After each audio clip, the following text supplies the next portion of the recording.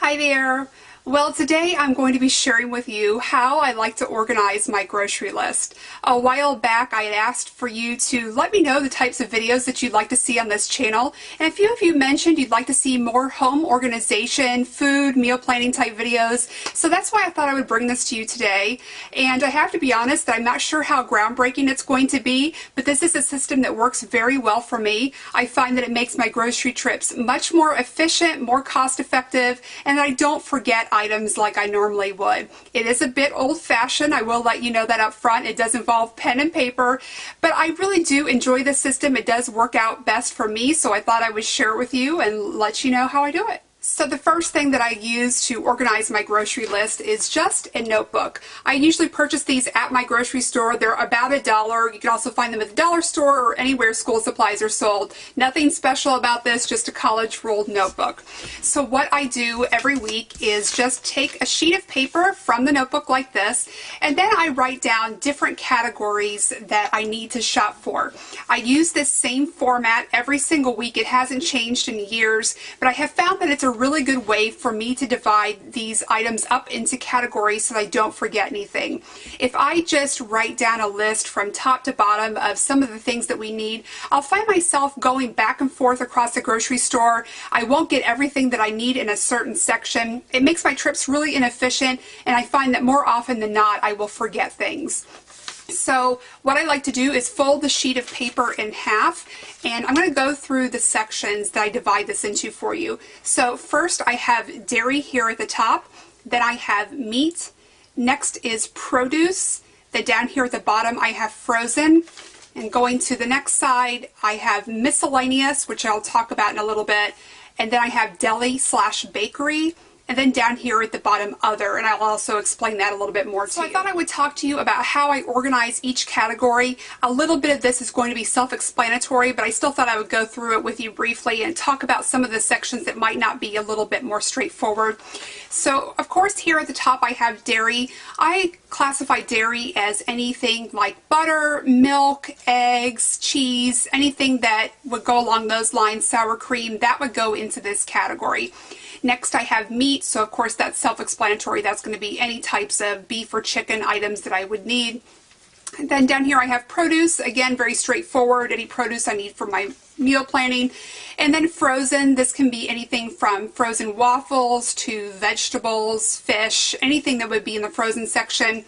Now here on the other side, this is where it might be a little bit different than how you might normally see a grocery list divided up. But I use my miscellaneous section for a large portion of my grocery list. This would be anything to me that doesn't fall into some of the other fresh items. So miscellaneous can be anything from coffee to pasta, cereals, just anything that doesn't fall into produce, meats, dairy, or frozen. So this does encompass a lot. I have to be sure as I'm going through the grocery store, I really keep an eye on the miscellaneous section, because that is an area that can be a little bit more confusing, or I'm more likely to forget an item. And then down here under deli bakery, our deli and bakery at my grocery store are right next to each other, so that's a category that I like to keep together so that if I need to pick up a loaf of bread or I need to get some lunch meat from the deli section, I can be sure to have those items separate. I know normally you might think that lunch meat should go under the meats, but again, because of the way my store is organized, I find that that's most helpful for me. And then under the category of other, this is anything that is a consumable type good, a cleaning product. For example, this week I know I need kitchen sponges, I need some floor cleaner, or any toiletries, personal items. That always goes under other. I save miscellaneous for any food items that I can't categorize in the other sections, but other is always going to be things that are non-food related. So that kind of gives you an idea of the breakdown of the list, and then I want to move on to how I actually start my grocery list. So the first thing that I do is just write things into the categories based on things I know that we need off the top of my head. So for example, coffee is something that I buy every week, so under miscellaneous I will put coffee. Also some of the things that I know my husband likes for his meals at work, I will put down the cookies or crackers, different snack things that I know that we might be running low on. And then I will talk to my husband, ask if there's anything in particular that he is running low on or that he would like, and I go ahead and put that onto the list. Now the next thing that I do is start with my meal planning. So what I like to do is go onto the other side of the notebook paper here, and this is where I do all of my meal planning. That way I can keep everything together on one sheet of paper. Now my husband doesn't work a traditional Monday through Friday schedule, so our meal planning is not necessarily just Monday through Friday. It can be any days of the week. So I write down the days based on what I'm going to be shopping for that particular week, and it does change from week to week. So on this week's grocery list, I am shopping for Saturday through Tuesday.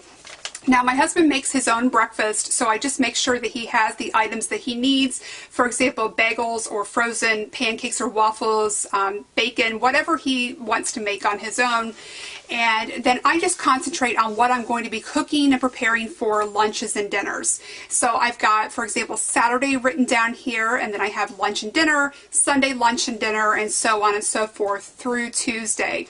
So I will go in and I will write down my lunch ideas and my dinner ideas, and then once I have the meal plan in place, I go back to the other side of my list and I go through each meal and I just make sure that I have all of the ingredients needed for that particular meal. So for example, I already know that right now he will be having turkey bacon sandwiches probably on Saturday and Sunday. So I'm going to go back over to my list, and under the miscellaneous side, actually I don't have anything for miscellaneous, excuse me, under deli bakery, I'm going to put rye bread because I know that I'm going to get the deli rye bread. And then I also know I'm going to need some turkey lunch meat from the deli, so I'll write that under here. And then under the meat section, I'm going to put bacon.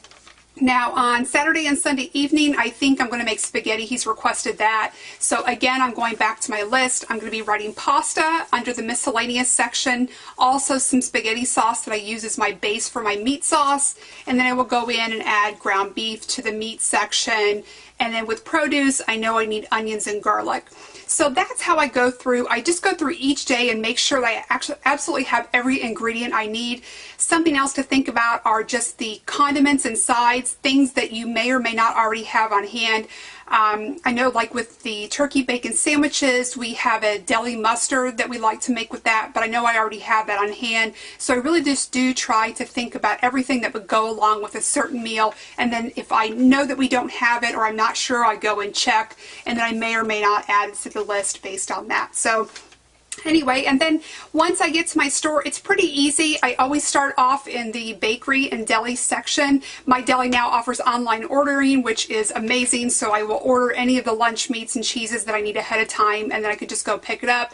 I'll go to the bakery and pick up our rye bread or breakfast items, whatever we need, and then I can go through there. Next is produce, and so as I think I mentioned this before, but as I go through this section, so whether I've got deli and bakery here, or produce here, as I pick up those items, I will just X through the entire section, so that way I know I've gone through, I've made sure I've gotten everything from that section, and then if I put a big X through it, I know I'm done and I haven't forgotten anything. And as I mentioned before, the miscellaneous can be the only tricky area. I really do try to pay attention as I'm going down each aisle just to go over my miscellaneous section a couple times, just make sure I'm not forgetting anything. Sometimes there's little things in that section that can be easily forgotten, but overall I found that this organization method works pretty well for me, and I really do enjoy it. I know some people these days prefer to use apps and things, and for some reason for me that's always just felt a little bit cumbersome. I feel like I'm having to hold on to my phone and scroll through it at the same time I'm trying to juggle items that I'm picking up, or things, or pushing the cart, or different things like that. So for me it's just a lot easier to just have a pen and paper. I think it's a little bit easier to work with for me. So I hope that this was helpful to you. I thank you so much for watching, and if there are other videos that you would like to see from me that are household related or meal related, please do let me know, and I will definitely try to work more of these into my channel. So I thank you so much for watching, and I hope to see you very soon. Bye-bye.